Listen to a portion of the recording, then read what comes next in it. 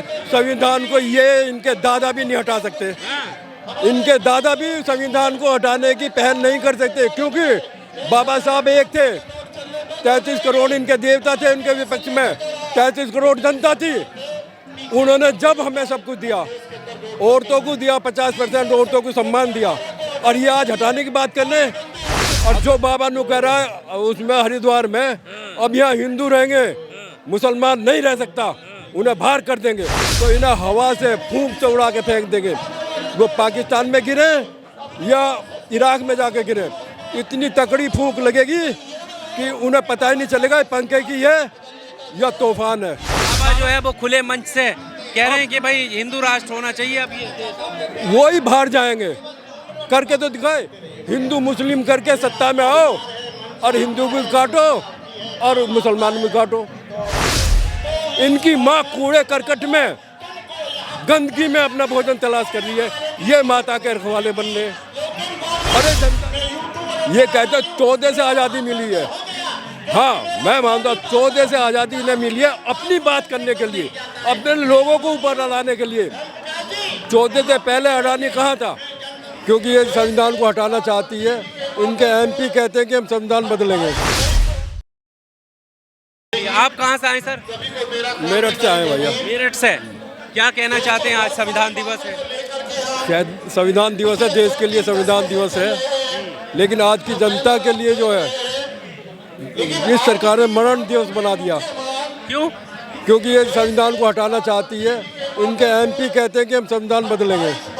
वो संविधान जो दुनिया में सबसे श्रेष्ठ संविधान है उसको हटाना चाहते हैं। ये अमेंडमेंट की तो छूट है ना। अमेंडमेंट ऐसे कैसे हो जाएगा? अमेंडमेंट संविधान में एक आध को पॉइंट पे होता है, ये पूरे संविधान को बदलना चाहते हैं। इनके एमपी कहते हैं, उनका विरोध क्यों नहीं करती है सरकार? भाई ऐसा क्यों कह रहे हो आप? जो संविधान हटाने की बात करते हैं उनका विरोध करना चाहिए। तो मोदी जी की भी बात तो सुना करो आप। मोदी जी कह रहे हैं कि देश जो है लोकतंत्र की जननी है। कौन?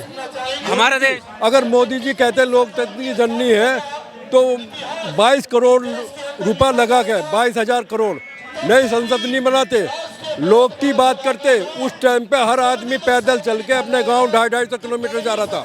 उसमें कितना आदमी मरे? कम से कम 6-7 लाख आदमी मरा है। और मोदी अपना यहाँ थे, अपना उसको बना रहे थे 22,000 करोड़ को। किसान ने आंदोलन का देश के लिए। अच्छा, देश के लोग मर जाएं, जो कमजोर है वो मर जाएं, हम जिंदे रहें। अब एक छोटी सी बात यह है, किसान आंदोलन हुआ, 750 आदमी उसमें शहीद हुए, उनकी कोई चिंता नहीं है।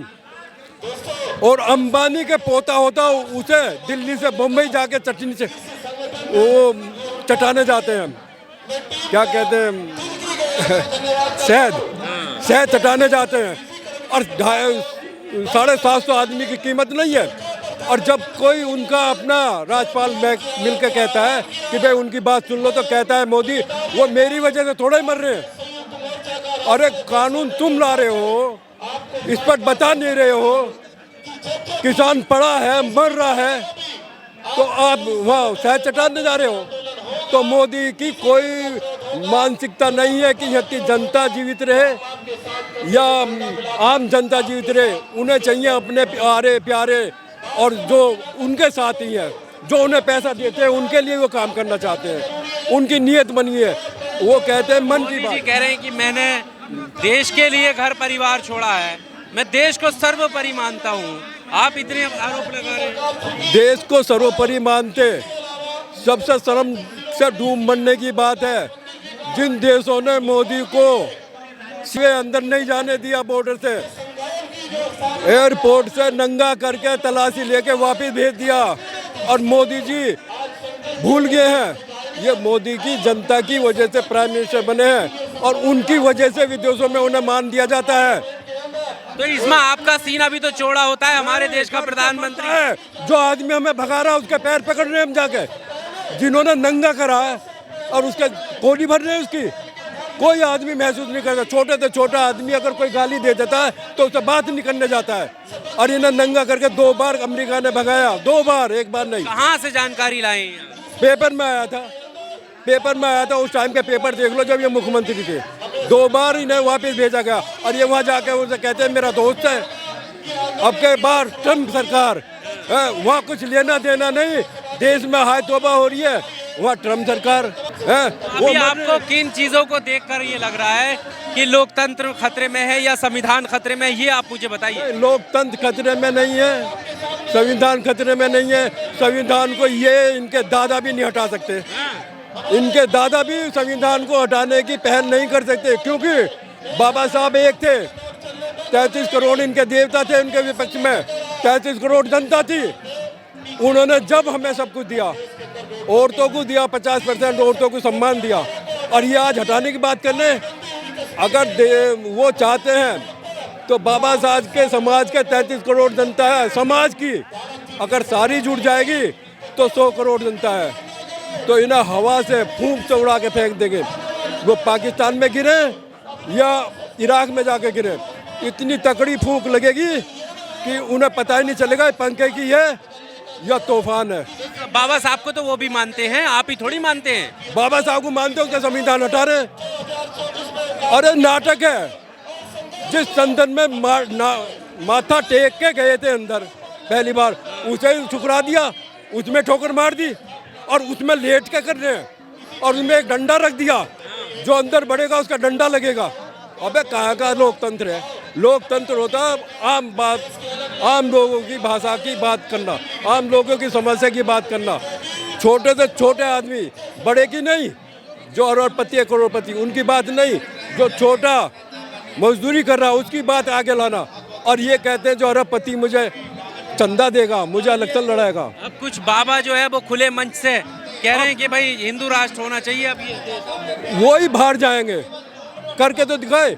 वो जो कह रहे हैं ये मैं ये आज कह रहा हूँ, मुझे आप उस चैनल पे देंगे, कल को पुलिस मेरे पास पहुँच जाएगी। और जो बाबा नु कह रहा है उसमें हरिद्वार में अब यहाँ हिंदू रहेंगे, मुसलमान नहीं रह सकता, उन्हें बाहर कर देंगे। क्यों भाई? है उससे कुछ नहीं। अब या सिर्फ यही है, हिंदू मुस्लिम करके सत्ता में आओ और हिंदू भी काटो और मुसलमान भी काटो। कांग्रेस की सरकार में और गाय को माता है हमारी, हम पालते हैं, हम किसान हैं, दूध पीते हैं, माँ के समान है।